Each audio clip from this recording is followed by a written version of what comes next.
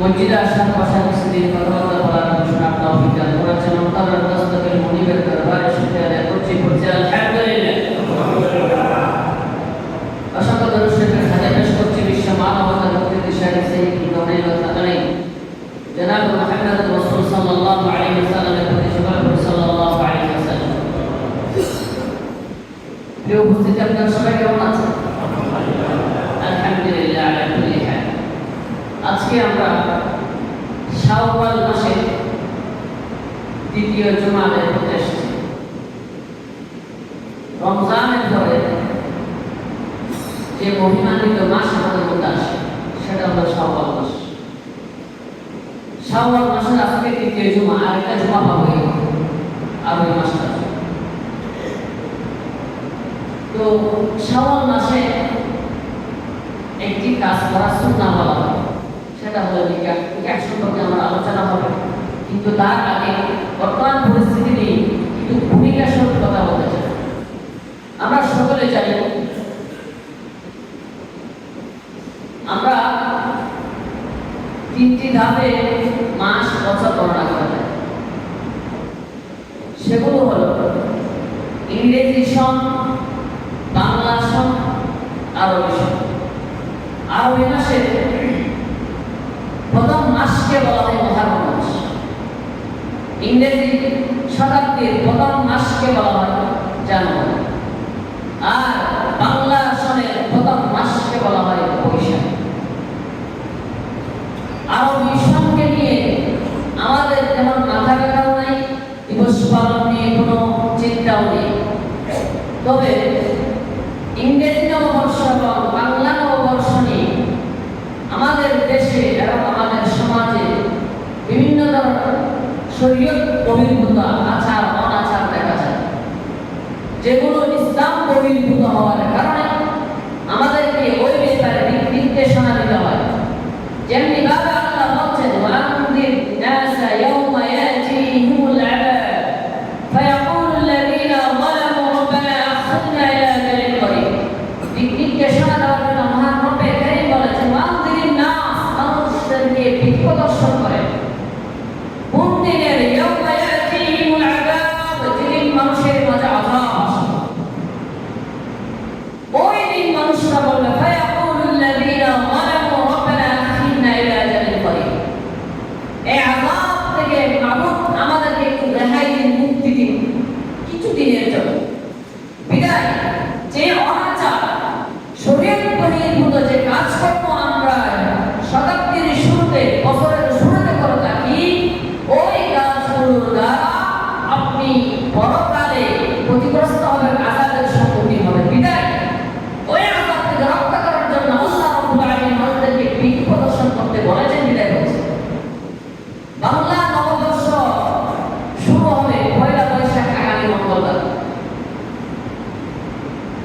এই দিবসকে কেন্দ্র করে কত ধরনের অনাচার, কত ধরনের জেনা ব্যভিচার লিপ্ত হবে আমাদের সমাজের কিছু যুব সমাজ, যুবতীরা। এজন্য আমরা যেন আমাদের পরিবারকে এই গতি থেকে বাঁচাতে পারি, আল্লাহ রাব্বুল আলামিন আমাদের তৌফিক দান করেন, বলছি আমি। প্রিয় উপস্থিতি, এই নিয়ে আমরা আগে অনেক আলোচনা করেছি 14 ফেব্রুয়ারি ভালোবাসা দিবস সম্পর্কে। এরপরে ইংরেজি বর্ষের শুরুতে 31 নাইটে পালন করা হয়। বিভিন্ন দিবস সম্পর্কে আমরা বলে থাকি, কিন্তু দুঃখ পরিতাপের বিষয় হলো বর্তমান মুসলিম সমাজকে ইহুদি, খ্রিস্টান এবং হিন্দু সম্প্রদায়ের লোকেরা তাদের আগ্রাসনের মধ্যে ফেলে কিছু দিবসের মধ্যে লিপ্ত রয়েছে। কখনো বিশ্ব মা দিবস, কখনো বিশ্ব বাবা দিবস, কখনো ভালোবাসা দিবস, কখনো এই দিবস, কখনো সেই দিবস। দিবসের মধ্যে আমাদেরকে লিপ্ত রেখেছে। মুসলমান তার কাজ কি, করণীয় কি, বর্জনীয় কি সেটা জানে না। বিদায় আগামী মঙ্গলবার যেই দিনটি আমাদের সামনে আসছে সেটা হলো পয়লা বৈশাখ। মঙ্গল শোভাযাত্রার নামে, আনন্দ ভ্রমণের নামে, আনন্দ শোভাযাত্রার নামে বেহায়াপন আমাদের সমাজে ছড়িয়ে পড়ে। এটা কখন থেকে শুরু হয়েছে? উইকিপিডিয়ার তথ্য অনুযায়ী 1989 সালে ঢাকার চারুকলা বিভাগের কিছু ছাত্রছাত্রী এই একটা আনন্দ মিছিল বের করেছিল পয়লা বৈশাখ। পরে 1996 সালে তাকে রূপ দেওয়া হয় মঙ্গল শোভাযাত্রা। এখন প্রশ্ন সেগুলো আসছে কোথা থেকে? উইকিপিডিয়ার তথ্য বলছে এটা হিন্দুদের একটা সংস্কৃতি। এরা পুরাতন বর্ষকে বিদায় দিয়ে নতুন বর্ষকে স্বাগতম জানায় এবং তারা মনে করে এই কাজ করলে তাদের মঙ্গল হবে, সারাটি বছর তারা ভালো থাকতে পারবে। বিভিন্ন ধরনের কথা এখানে আছে, এটা লম্বা ইতিহাসে প্রকাশ করতে পারবো না, আমি মূল আলোচনায় চলে যাব। প্রিয় উপস্থিতি, যে পরিস্থিতিতে আমরা হিন্দুদের, মুশরিকদের, ইহুদিদের, খ্রিস্টানদের সংস্কৃতিকে লালন করছি, অপরদিকে তারা আমাদেরকে নিধন করার জন্য, মুসলিম শূন্য করার জন্য পৃথিবীকে তারা মাঠে নেমে পড়েছে। বিভিন্নভাবে মুসলমানদের উপর নির্যাতনের স্টিম রোলার চালানো হচ্ছে। অথচ রব্বে কারীমের নবী জনাব মুহাম্মদুর রাসূল সাল্লাল্লাহু আলাইহি ওয়াসাল্লাম বলেছেন, মান তাশাব্বাহা বিকওমিন ফাহুয়া মিনহুম। যে ব্যক্তি যেই কওমের সাথে সাদৃশ্য রাখবে তারা ওই কওমের সাথে হাসর-নাসর হবে। অতএব আমার কার্যকলাপ যদি পয়লা বৈশাখের দিন হিন্দুদের সংস্কৃতির সাথে মিলে যায়, আমার কার্যকলাপ যদি ইহুদি খ্রিস্টানদের সাথে মিলে যায়, তাহলে বুঝতে হবে আমার হাসর-নাসর কাফের ইহুদি খ্রিস্টানদের মধ্যে হবে। আল্লাহ আমাদের হেফাজত করেন। আল্লাহ রাসূল সাল্লাল্লাহু আলাইহি ওয়াসাল্লাম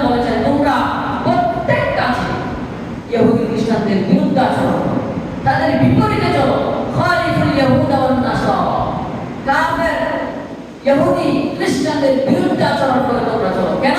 আল্লাহ রাব্বুল আলামিন বলেছেন, ইয়া আইয়ুহাল্লাযীনা আমানু লা তাত্তাখিযুল ইয়াহুদা ওয়ান নাসারা আউলিয়া।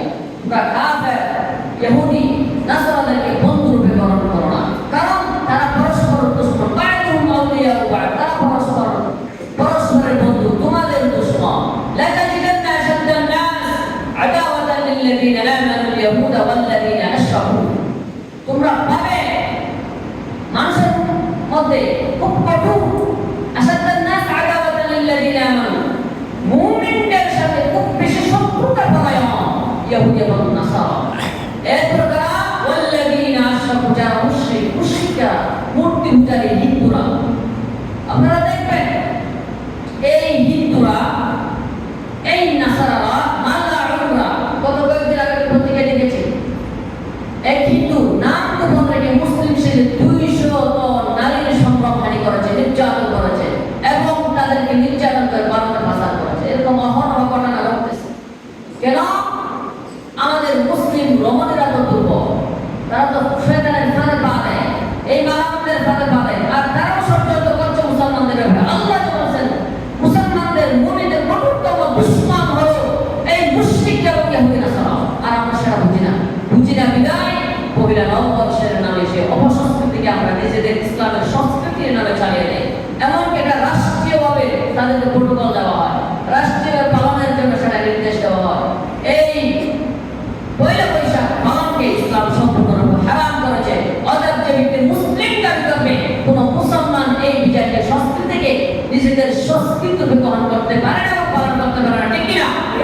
বিদায় আমরা আমাদের সন্তানদেরকে এইসব অপসংস্কৃতি থেকে, অনৈসলামিক কার্যকলাপ থেকে আমরা বেঁচে থাকবো এবং নিজেদের সন্তানদেরকে বাঁচিয়ে রাখবো ইনশাআল্লাহ। প্রিয় উপস্থিতি, আমি যে বিষয়ে আলোচনা করতে চাই সেটা হলো নিকাহ। আমাদের যুব সমাজ আজকে ধ্বংসের অধঃপতনের শেষ পর্যায়ে চলে গেছে। নিকাহ একটি সুন্নাহ কাজ।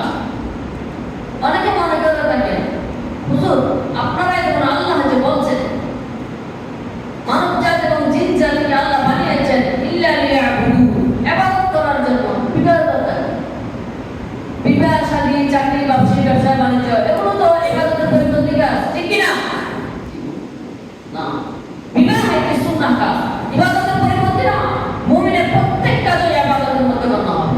মুমিনের ব্যক্তি সকালে ঘুম থেকে উঠবে, ওযু করে মসজিদে আসবে, ইবাদত।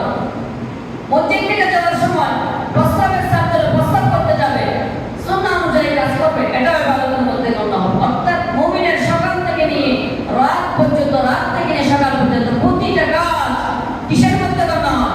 ইবাদতের মধ্যে গণ্য হয়। অতএব নিকাহ ইবাদতের বহির্ভূত কোনো কাজ নয়, এটি সুন্নাহ কাজ। হাদিস শরীফে রাসূল আকরাম সাল্লাল্লাহু আলাইহি ওয়াসাল্লাম বলেছেন, আন-নিকাহু মিন সুন্নতি ফামান রাগিবা আন সুন্নতি ফালাইসা মিন্নি। নিকাহ হলো, বিবাহ হলো আমি রাসূলের সুন্নাহ। ফামান রাগিবা আন সুন্নতি, যারা আমার সুন্নাত থেকে দূরে সরে যাবে, আমার সুন্নাতের বহির্ভূত চলাফেরা করবে, আমার সুন্নাহকে অপছন্দ করবে, রোধবাদ করবে, ফালাইসা মিন্নি, সে আমার উম্মতের অন্তর্ভুক্ত নয়। নিকাহ কখন ফরজ, কখন ওয়াজিব, কখন সুন্নাহ, বিস্তারিত আলোচনা আছে। কিন্তু নিকাহ করতে হচ্ছে কেন? নিকাহের মাধ্যমে মানুষ পাপ থেকে মুক্ত থাকতে পারে। নিকাহের মাধ্যমে মানুষ সমাজের যে অনাচার, খারাপ কাজ, ব্যভিচার থেকে মুক্ত থাকতে পারে। আল্লাহ রাব্বুল আলামিন স্বয়ং কোরআনে হাকিমে নিকাহের নির্দেশ দিয়েছেন, ওয়ানকিহুল আয়ামা মিনকুম ওয়াস-সালিহিন মিন ইবাদিকুম ওয়া ইমাইকুম ইন ইয়াকুনু ফুকারা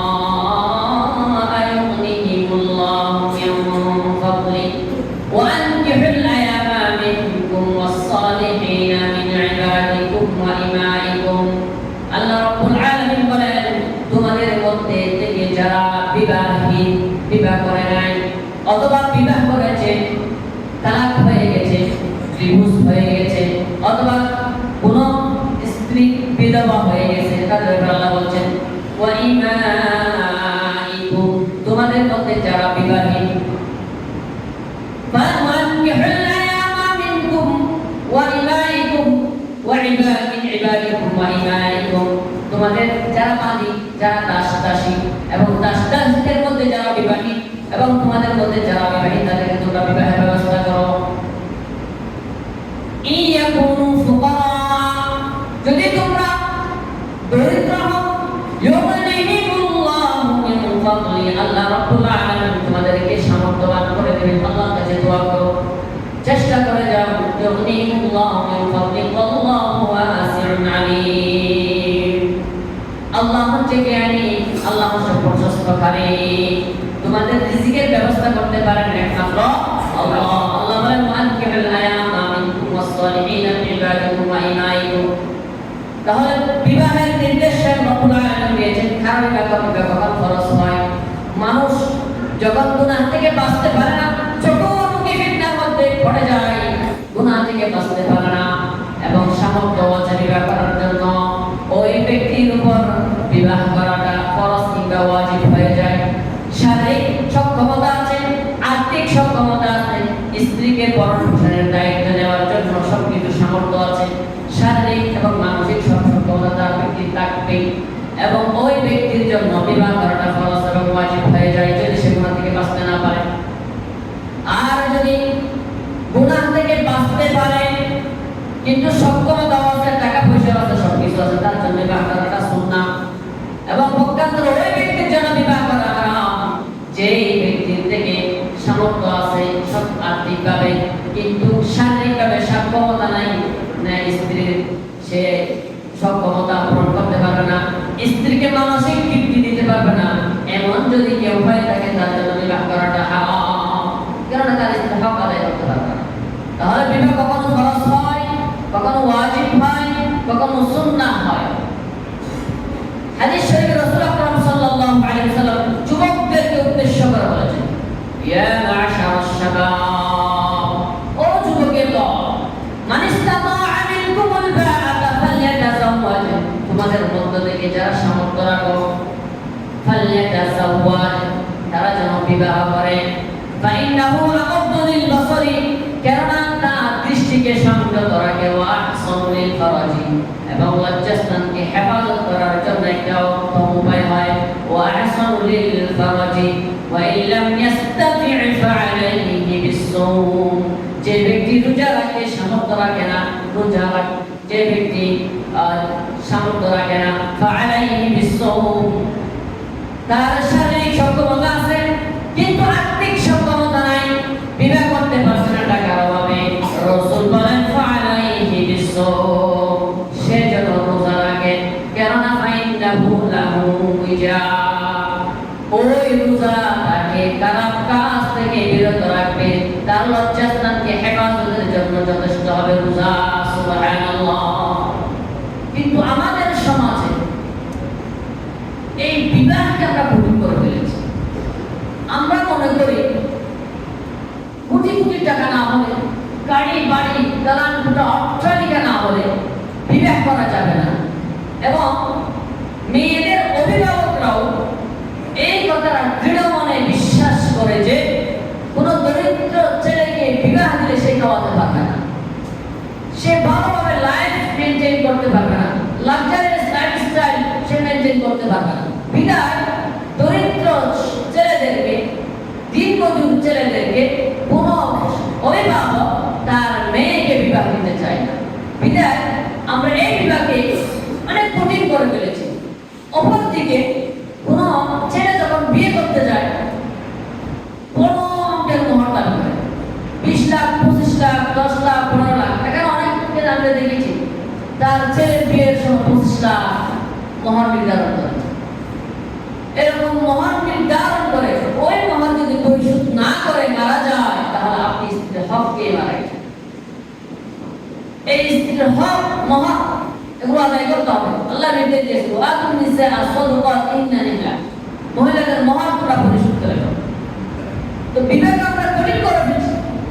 পুরুষরা যখন বিয়ে করতে যায় তখন মোটা অঙ্কের মোহর দাবি করে, যার কারণে তারা স্বর্ণ এবং বিভিন্ন খরচ বহন করতে না আপনি বিয়ে করতে দিলেই করে, দেরি করে ফেলে। এর কারণে কৃষি সমস্যা হয়, এর কারণে নারী পুরুষের অবাধ মেলামেশা হয়, স্কুল কলেজে মহিলারা একটিসের শিকার হয়, এবং নারীরা নির্যাতিতা নিষ্পেষিত হয়। যদি সঠিক সময়ে বিবেক দেওয়া হতো তাহলে তারা এরকম সমাজে অবাধ মেলামেশা তারা করতো না। আজকে একটা খবর আসছে, আগ্রাবাদ ফ্লাইওভার দিয়ে যাওয়ার সময় গার্লফ্রেন্ড বয়ফ্রেন্ডের কালচারে প্রভাবিত হয়ে এক বন্ধু তার বান্ধবীকে নিয়ে সি বিচ যাচ্ছে, বনাকা সি বিচ আমাদের পাশে, এবং অ্যাক্সিডেন্টে শিকার হয়ে তারা মারা যায়। ছেলেটি নাকি কাতার থেকে এসেছে গাড়ি বাড়ি নিয়ে, কিন্তু রমণী নাই, রমণী কিন্তু সে আসছে বিবাহ বহির্ভূত সম্পর্ক নিয়ে যাচ্ছে ঘুরতে, এবং তারা প্রতিমধ্যে ইন্তেকাল করছে। নাউযুবিল্লাহ। বলেন তো এরকম জিনা অবস্থায় মারা গেলে তার হাসর নাসর কি হবে? মুসলমানদের সাথে হবে নাকি সেই ইহুদি নাসারাদের সাথে হবে? ইহুদি নাসারাদের সাথে হবে। তাহলে এই নববর্ষ উদযাপন সমাজের ব্যভিচার, জেনা এইসব কাজ বৃদ্ধির কারণ হলো সঠিক সময়ে বিবাহ না দেওয়া। সঠিক সময়ে আমরা বিবাহ দেই না মেয়েদেরকে। কিছুদিন আগে একটা বিষয় নিয়ে খুব বেশি কথা হয়েছিল, সেটা হলো 18 বছরের পূর্বে বিয়ে দেওয়া যাবে কিনা, যদি কেউ শরীয়ত সম্মত হবে 18 বছর আগে বিয়ে দেয়।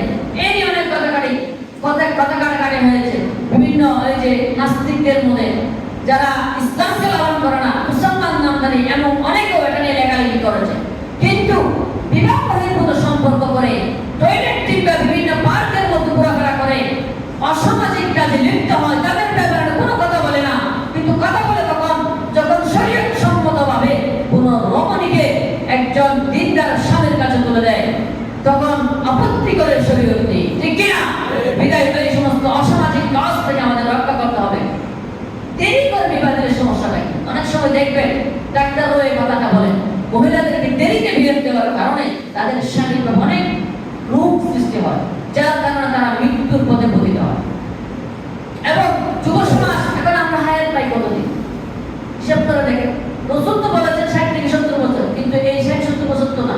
এখন আমাদের খুব কম বয়সে বড় ধরনের রোগ হয়ে যাচ্ছে, বিভিন্ন রোগ আক্রান্ত, হার্টের রোগ আক্রান্ত, ডায়াবেটিস সহ বড় বড় রোগ আক্রান্ত হয়েছে। ডায়াবেটিস না হওয়ার কথা 40 বছরের পর, কিন্তু এখন আমাদের 25-30 বছরের মধ্যে 30 বছরের মধ্যে ডায়াবেটিস হয়ে যাচ্ছে। আর ডায়াবেটিস হলো সকল রোগের মূল। এরকম বড় বড় রোগ হয়ে যাচ্ছে আমাদের, আর আমরা সেই কয়েকদিন আর বাঁচবো, বিবেক আমরা ডিলে করছি, দেরিতে করছি। দেরিতে করার কারণে সামাজিকভাবে রাষ্ট্রীয় বিভিন্ন ধরনের সমস্যায় ভুগছি, এবং এমনকি আমরা শারীরিকভাবে অনেক রোগ আক্রান্ত হয়ে যাচ্ছি।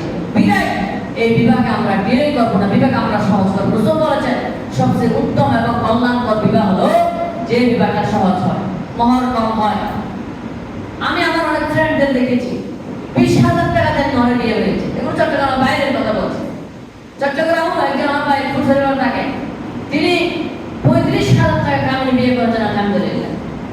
যখন কাজী সাহেব লিখে যাচ্ছেন, লিখতেছেন এটা কেমন বিয়ে হয়, 35,000 টাকা আমি, কারণ তার থেকে তো সে একটা প্রফিট পাবে, পার্সেন্টেজ পাবে, কিন্তু সে পাচ্ছে না। 35,000 টাকা কামিয়েও বিয়ে হয়, এমনও হয় যদি আমরা সেই পথটাকে অবলম্বন করি। যদি আমাদের সমাজ থেকে সেই ইসলামী সমাজ আমরা রূপান্তরিত করতে পারি, তাহলে আমাদের সমাজ থেকে সেই ব্যভিচার, জেনা এবং অসামাজিক কাজকর্ম, যেগুলো পয়লা বৈশাখ নববর্ষের মধ্যে এবং হিজরি নববর্ষে, ইংরেজি নববর্ষে আমরা করতে থাকি হ্যাপি ভ্যালেন্টাইন্স ডে এবং নাইট প্লাস হ্যাপি নাইটের মধ্যে, এগুলো থেকে আমরা বেঁচে থাকতে পারবো, আমাদের সমাজকে রক্ষা করতে পারবো। তাই বিয়েকে, শাদীকে আমাদের সহজ করতে হবে। আল্লাহ রাসূল সাল্লাল্লাহু আলাইহি ওয়াসাল্লাম বলেছেন এই বিবাহ হচ্ছে আমার সুন্নাত, শুধু নয় সমস্ত নবীদের সুন্নাত। ক্বালা রাসূলুল্লাহ সাল্লাল্লাহু আলাইহি ওয়াসাল্লাম আরবাউন মিন সুনানিল মুরসালিন, 4টি সুন্নাত হলো সমস্ত নবীগণের সুন্নাত। কয়টি? 4টি। 1 নম্বর আল হায়া, লজ্জা। লজ্জা এটা এমন এক বিষয়, লজ্জাকে যদি আপনি হেফাজত করতে পারেন তাহলে আপনার জিম্মাদারি স্বয়ং রাসূল আকরাম সাল্লাল্লাহু আলাইহি ওয়াসাল্লাম বলেন, হাদিসে ঘোষণা করেছেন, রাসূল আকরাম সাল্লাল্লাহু আলাইহি ওয়াসাল্লাম বলেছেন, মাইয়া উম্মতি মা বাইনা লিহিয়াইহি ওয়া মা বাইনা রিজলাইহি আযমান লাহুল জান্নাহ। আমার উম্মতের নরনারী শুনে রাখো, যে ব্যক্তি 2 চুয়ালের মধ্যবর্তী স্থান অর্থাৎ সবাদের হেফাজত করবে এবং 2 রানের মধ্যবর্তী স্থান লজ্জাস্থানের হেফাজত করবে, ওটার যথাযথ ব্যবহার করবে, আমি রাসূল ঘোষণা দিচ্ছি আযমান লাহুল জান্নাহ, আমি ওই ব্যক্তির জান্নাতের জিম্মাদারি নিলাম। সুবহানাল্লাহ। সমস্ত নবীগণের 4টি সুন্নাতের মধ্যে প্রথম সুন্নাত আল হায়া, লজ্জা। মানুষের লজ্জা যখন থাকে সেই সমস্ত কাজ করার সময় দাবে দাবে করে, খুব সতর্ক কথা শরীক করে, মেপে করে। আল্লাহ রাব্বুল আলামিন বলেছেন, মা আতাকুমুল্লাহু ফাখুযুহু ওয়া মা নাহাকুম আনহু ফান্তাহু। আল্লাহ রাব্বুল আলামিন তোমাদের যেই বিষয়ের নির্দেশ দিয়েছেন, যে হুকুম আহকাম আল্লাহর রয়েছে, তা তোমরা পালন করো, তা তোমরা করে দাও। যেই সব কাজ থেকে তোমাদেরকে বারণ করেছেন, ওই সব কাজ তোমরা পরিত্যাগ করো।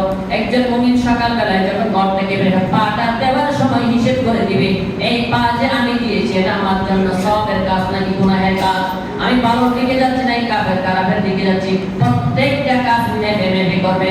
আল হায়াউ শু'বাতুম মিনাল ঈমান। যে ব্যক্তির লজ্জা থাকবে, লজ্জা মানুষকে যে কোনো কাজ করতে দেয় না, মন চাহি জিন্দেগি কাজ করতে দেয় না। এই জন্য সমস্ত নবীগণের একটি সুন্নাত হলো আল হায়া। রাসূল সাল্লাল্লাহু আলাইহি ওয়াসাল্লাম বলেছেন, ইযা ফাতাকাল হায়া ফাআল মা শি'তা। যখন তোমার লজ্জা কমে যাবে, তখন তুমি যা ইচ্ছে তাই করতে পারো। লজ্জা যখন কমে যায়, একজন মানুষের নববর্ষের নামাজের বহির্ভূত কাজে সে উদযাপন করতে পারে, কাফের মুশরিকদের পদাঙ্ক অনুসরণ করতে পারে, মুসলিম কাফেরের মধ্যে দ্বন্দ্ব হলে কাফেরদের পক্ষ অবলম্বন করতে পারে যখন লজ্জা চলে যায়। অতএব সমস্ত নবীগণের একটি সুন্নাত হলো আল হায়া। 2 নম্বর হলো আন-নিকাহ। সমস্ত নবীগণের সুন্নাত, 4টি সুন্নাতের মধ্যে 3 নম্বর হলো আন-নিকাহ, বিবাহ। 3 নম্বর হলো সিওয়াক, মিসওয়াক করা। 4th নম্বর হলো আল-খিতান, খতনা করা। প্রিয় উপস্থিতি, এই নিকাহটা শুধু আমাদের রাসূলের সুন্নাত এমন নয়, সমস্ত নবীগণের সুন্নাত। এখন কাকে বিয়ে করব আমরা? কোন রমণীকে বিয়ে করব? قال رسول الله صلى الله عليه وسلم تنكح المرأة لأربع। তোমরা 4টি বিষয় দেখে বিয়ে করো। মানুষ বিয়ে করে 4টি বিষয় দেখে। লিমালিহা, মানুষের সম্পদ দেখে বিয়ে করে। ওয়ালিহাসাবিহা, বংশমর্যাদা দেখে বিয়ে করে। ওয়ালিজামালিহা, সৌন্দর্য দেখে বিয়ে করে। রাসূল বলেন, ফাযফার বিযাতিদ্দীন। দিনদারিয়ত দেখে মানুষ বিয়ে করে। শুনে রাখো, ফাযফার বিযাতিদ্দীন। দিনদারিয়ত দেখে, ধার্মিকতা দেখে যদি বান্দা তুমি বিয়ে করো, ও আমার উম্মত, তোমরা যদি ধার্মিকতাকে প্রাধান্য দাও, ফাযফার বিযাতিদ্দীন, তুমি সফল হয়ে যাবা ফিদ দুনিয়া ওয়াল আখিরাহ, ইহকাল এবং পরকালে। দারিবাতি ইয়াদা, দিনদার রমণী তোমাকে জান্নাতের পথে নিয়ে যাবে। সুবহানাল্লাহ। 4টি বিষয় দেখে বিয়ের সময় আমরা কি কি? 1 নাম্বার, মান সম্পদ দেখি। আমি যাকে বিয়ে করতে যাচ্ছি তার কোনো সম্পদ আছে কিনা, ওই সম্পদ থেকে আমি কিছু পাবো কিনা, ইত্যাদি ইত্যাদি খেয়াল করে থাকে। সম্পদ থেকে মানুষ বিয়ে করে। আর কি দেখে? ওয়ালিহাসাবিহা, এর বংশমর্যাদা কেমন, সমাজের মধ্যে তাদের একটা সুনাম সুখ্যাতি আছে কিনা, ইত্যাদি ইত্যাদি দেখে। আর কি দেখে? ওয়ালিমালিহা, ওয়ালিহাসাবিহা, ওয়ালিজামালিহা, সৌন্দর্য দেখে। সুন্দর কিনা, তারকে দেখে আমার তৃপ্তি লাগবে কিনা, এটা দেখা ঠিক আছে, সৌন্দর্য দেখতে হবে। ওয়ালিদিনিহা, রাসূল বলেন দিনদারিয়ত দেখে ওনাকে বিয়ে করে। সুতরাং শুনে রাখো, ফাযফার বিযাতিদ্দীন। দিনদারিয়ত দেখে যদি তুমি বিয়ে করো, তাহলে তুমি সফল হয়ে যাও। কারণ আমাদের সমাজে অনেকে দেখা যায়, স্ত্রী ভালো না হওয়ার কারণে তার দুনিয়াটা জাহান্নামে পরিণত হয়ে যায়। সারাদিন পরিশ্রম করে, এটা বাস্তবতা। সারাদিন পরিশ্রম করে আপনি ঘরে আসলেন, দিন শেষে আপনি দেখলেন আপনার স্ত্রী আপনার সাথে ঝগড়া বিবাদে লিপ্ত হয়ে গেছে। সম্পদ নিয়ে, টাকা পয়সা নিয়ে, ব্যাংক ব্যালেন্স নিয়ে, সাজুগুজু নিয়ে, ঘোরাফেরা নিয়ে বিভিন্নভাবে আপনাকে কষ্ট দেয়। এমন স্ত্রী থেকে প্রত্যেক স্বামী মানা চায়, হায় রে কি জাহান্নাম ঘরে নিয়ে আসলাম, ঘরে এসে কোনো শান্তি নেই, আছে না নাই? এজন্য রাসূল বলেছেন, ফাযফার বিযাতিদ্দীন, দিনদারিয়ত যদি থাকে তাহলে তুমি সফল হবে। কারণ একজনের কাজ থেকে মন, সে সবসময় শান্তিতে অনুভূত থাকে। সে যখন ঘরে প্রবেশ করে স্ত্রী সালাম দিয়ে তাকে অভ্যর্থনা জানায়, এবং স্বামী ক্লান্ত শ্রান্ত মন নিয়ে যখন প্রবেশ করে স্ত্রীর কাছ থেকে সালামটুকু পায়, সালাম মানেটা কি? আসসালামু আলাইকুম ওয়া রাহমাতুল্লাহ, আপনার উপর আল্লাহর পক্ষ থেকে শান্তি অবতীর্ণ হোক, রহমত অবতীর্ণ হোক, আপনার হায়াত আল্লাহ বারাকা দিন। দোকানের সাথে দেখার সাথে জন্য এই দোয়াটা করে, তখন স্বামীর দিলের মধ্যে খুব প্রফুল্ল মন নিয়ে ঘরে প্রবেশ করে। এরপরে স্ত্রী কি করে? দিনদার স্ত্রী তার স্বামীকে তার ঘাম মুছে দেয় এবং আদর যত্নে তাকে বসতে দেয়। বসার পর তার কাছে এক গ্লাস পানি নিয়ে যায়, শরবত নিয়ে যায় এবং তাকে খোঁজ খবর নেয়, আপনি আজকের কাজটা কেমন হলো, কিভাবে কাটালেন, বিভিন্ন খোঁজ খবর রাখে। এরপর তাকে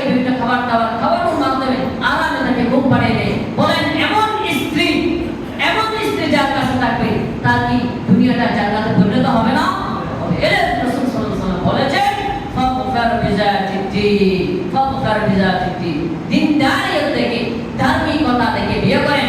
উক্ত তিনটি থাকলে ভালো, নূর আলা নূর, নূরের উপর নূর, আলোয় আলো, সোনাই সোহাগা, ওই তিনটি থাকলে। যদি না থাকে, এমন এক রমণীকে আপনি পেয়েছেন যার মধ্যে দিনদারিয়ত আছে, উক্ত তিনটি নাই, তাহলে দিনদারিয়তকে প্রাধান্য দিবেন। দিনদারিয়তকে প্রাধান্য দিবেন। আজকে আমরা মেয়ে খুঁজতে যাই, কিন্তু ভালো মেয়ে পাই না, ভালো মেয়ে পাই না, মেয়ে পাওয়া যাচ্ছে না। কেন? এত হাজার হাজার মহিলা, লক্ষ কোটি মহিলা মেয়ে পান না কেন? কারণ মানুষ খারাপ হলো টাকা, সে যখন বিয়ে করতে যায় সেও যায় একজন ভালো মেয়ে, চোর যখন বিয়ে করতে যায় সেও যায় একজন ভালো মেয়ে, সন্ত্রাস এমনকি ইফতিজিং যারা করে, ওই জেনায় ব্যভিচারে লিপ্ত হয় এমন পুরুষরা যখন বিয়ে করতে যায় তারাও বুঝে একজন ভালো মেয়ে। কিন্তু ভালো মেয়ে পাবো তো কোথায় পাবো? আমরা তো আমাদের মহিলাদেরকে লেখাপড়ার জন্য, লাইফস্টাইল মেনটেন করার জন্য, ভালো একটি জীবন লিড করার জন্য তাদেরকে বড় শিক্ষিত করতে চাই। অথচ একজন মহিলার জিম্মাদারি বিবাহ পর্যন্ত তার বাবা মা অভিভাবককে, বিবাহ করে স্বামী, তাকে এত কিছু কামাই কেন করতে হচ্ছে? এগুলো সব ইহুদি খ্রিস্টানদের জন্য। এগুলো আমরা যখন বলে আমাদের খারাপ লাগে। আসলে গভীর থেকে চিন্তা করে দেখেন, এখন আমরা 16 বছর 15 বছর মেয়ে বিয়ে দিলে সমস্যা হয়ে যায়, কিন্তু 20-22 বছর বয়সে একজন মহিলা যখন জেনা ব্যভিচারে লিপ্ত হয়ে টয়লেটের মধ্যে ধরা পড়ে, তখন আমরা এই নিয়ে কোনো কথা বলি না, ঠিক কিনা? বিদায় আমাদের এই ব্যাপারে খুবই সতর্কতা অবলম্বন করতে হবে। আমাদের মেয়েরা যখন 18 বছর পদার্পণ করে, বাংলাদেশ সংবিধান তো আমাদের মানতে হয় অনেক সময়, না হয়তো আমাদের পুলিশকে হত্যা করতে আসে, এটাও মানতে হয়। একজন মেয়ে অন্তত ক্লাস 10 পর্যন্ত, ইন্টার পর্যন্ত লেখাপড়া করবে, কিন্তু লেখাপড়ার ক্ষেত্রে খেয়াল রাখতে হবে আপনার মেয়ে পর্দা রসিক কিনা, শরীর বহির্ভূত কোনো কাজ করছে কিনা, কোন হিন্দু কিংবা মুসলিম খারাপ ছেলেদের ফাঁদে পড়ে নিজের সম্ভ্রমকে হানি করছে কিনা, শেষ করছে কিনা, এই বিষয়ের দিকে লক্ষ্য রাখতে হবে। শিক্ষিত করবে ঠিক আছে, কিন্তু প্রাথমিকভাবে দিন শিখাতে হবে। বিদায় আমরা আমাদের মহিলাদের বিবেকে ডিলে করবো না, দেখতে পারবো না, যত পারা যায় বালেক হওয়ার পর পরে তাদের বিয়ে দেওয়ার চেষ্টা করবো। কেন? শাওয়াল মাসে, এই শাওয়াল মাসে আল্লাহ রাসূল সাল্লাল্লাহু আলাইহি ওয়াসাল্লাম হযরত আয়েশা রাদিয়াল্লাহু তাআলা আনহাকে বিবাহ বন্ধনে আবদ্ধ হয়েছিলেন। 6 বছর বয়সে তাকে বিয়ে করেছেন আল্লাহর হুকুমে।